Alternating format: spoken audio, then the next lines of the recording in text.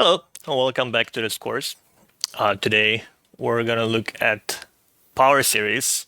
So we're looking at section 2.3 in the book, at least the first part of it. We started looking at it. We're starting looking at power series. Now, power series is going to be sum of powers, a series of powers. So let's look at what the function z to the n does. And actually, it will turn out that holomorphic functions, which are, we're going to prove later on, which have locally, they always have power series representation. They'll actually also essentially act like z to the n for some n. So it's an important function to understand properly. So if we take a complex z, write it in polar coordinates, and if we look at the nth power, then what this does, it takes the nth power of the modulus and it multiplies the argument by n, right? We saw that before. So in particular, it multiplies the angles by n, right? So for example, z squared, what it does, it doubles the angles. So for example, if you take sectors with vertex at the origin, like this guy, right? So this is given by this equation. Equation inequality. So it takes this sector, so all the points with angle between minus pi over 4 and pi over 4, and it doubles those angles, so it takes it to the right half plane, right? So that's what it does to this sector. Of course, you can think about what it does to other such sectors. For example, the first quadrant, right, which would be this guy. It takes it to the upper half plane, everything here, right? And similarly, it takes the second quadrant and it takes it to the lower half plane, right? And so on and so forth, right? Now, what this means, the fact that we're multiplying angles, is that z to the n is n to 1. Except for 0. 0 is the only thing that goes to 0. But otherwise, there's always n points that go to a single point, right? Why is that? Well, there's n roots, and we can write them down. So if we take a non-zero number, write it in terms of its polar form, we can write down the nth roots explicitly. It's going to be the modulus is always going to be the nth root of the modulus, right? Because it's the nth power is supposed to take the nth power of that, right? So if we want to get r, then we need to take r to the 1 over n. But then for the argument, well, we could divide the argument by n. Because if we're going to multiply that by n, we're going to get theta, right? So that's how we get this first number over here. But what we could do, if we add 2 pi I to any argument, that's the same argument, same number, right? So here, if we add 2 pi I over n, when we multiply that whole thing by n, we get the same number, right? So that's why we can add this to the argument. That is a distinct number, right? Unless n was 1. And we can do that n minus 1 times, right? So altogether, we get n distinct roots, right? So for example, let's suppose that n is 8, and let's suppose that theta is 0 for simplicity, right?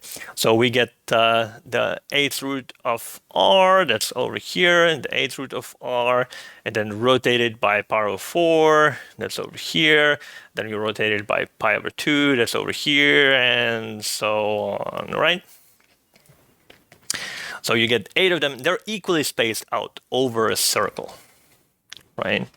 With the same radius. It's always r to the 1 over n, right? Now, if we look at w equals 1, if we took the roots of 1, they're called the roots of unity.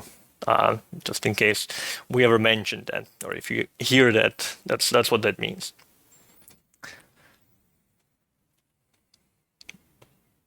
All right. So, oops. So the following statements about z to the n are just left as exercises, but these will be useful. So the first one is fairly simple. If the modulus is less than 1, then z to the n goes to 0 as n goes to infinity. If modulus of z is bigger than 1, then z to the n goes to infinity as n tends to infinity. Those are actually fairly easy because that's what happens for the modulus, right? Now, one that takes a little bit more work is unless z is explicitly equal to 1, because then 1 to the n is always 1. So then that converges to 1, right? But if the modulus is 1 and z is not 1, then z to the n diverges as n goes to infinity. All right. Now, what is a power series, right? We're going to talk about power series. What is a power series? It's a series of different powers. Now we can do it, say, around p. So it's basically like an infinite degree polynomial. So we write down all the powers of z minus p. A lot of times you can just think of p equals to 0. So it's going to be z to the n.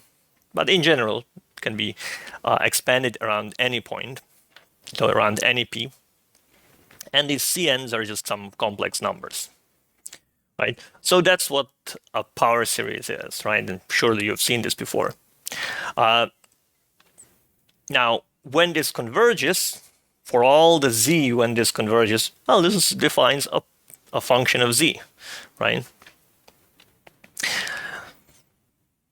Now, it always converges when z is equal to p. For a stupid reason, all of these guys are 0 except the first one, right?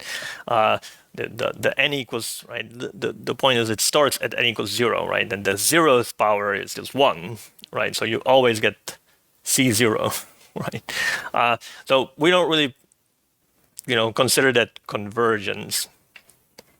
We're going to say that a power series is convergent if it converges for any z that's not equal to p. That's what we mean by convergent power series, right?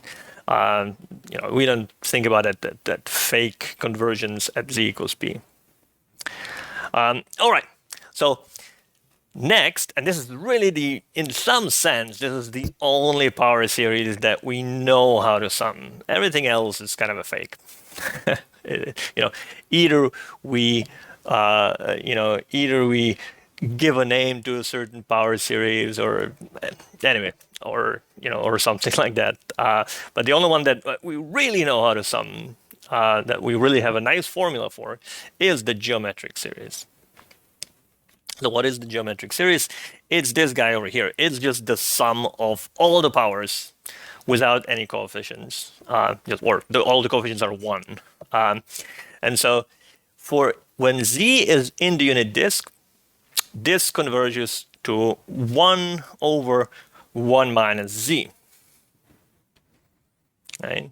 If z is not in the unit disk, including on the boundary, then this guy diverges, right? I mean, is a limit, right? So that limit diverges. Now, if r is strictly between 0 and 1, right, then what we have is that for all z in this smaller disk of radius less than 1, but now closed disk. So we take the closure, we take all the points that are less than or equal to r from the origin.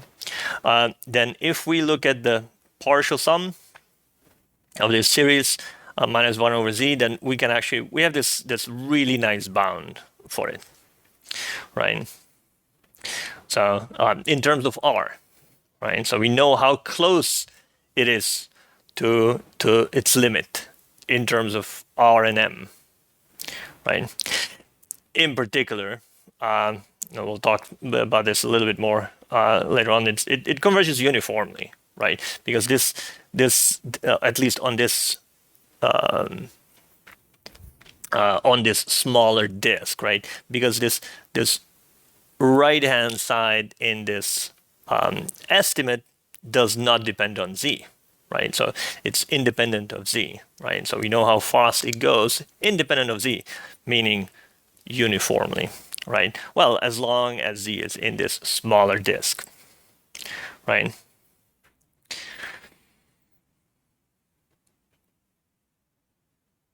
All right, now all three items of this proposition follow from basically writing down this this algebraic expression.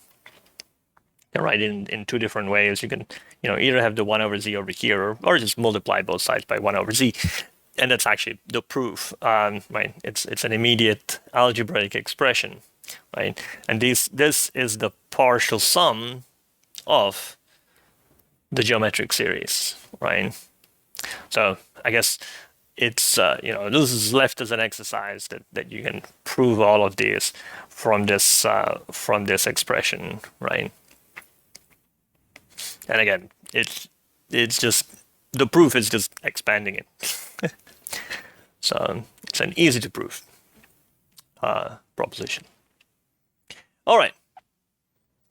Now,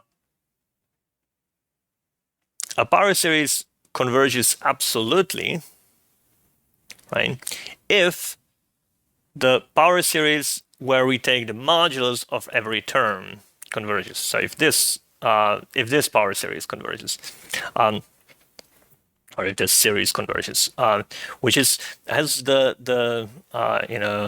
advantage of being a series of non-negative real numbers, right? And we know a lot more about such series, right? They're much easier to handle. Now, if I look at the Cauchy difference, if I take two terms in this sequence of partial sums, subtract them, right, I get this this part of the series. And by just triangle inequality, we have that it's bounded by the same sort of object for this series of taking the moduli inside. Now that means that if this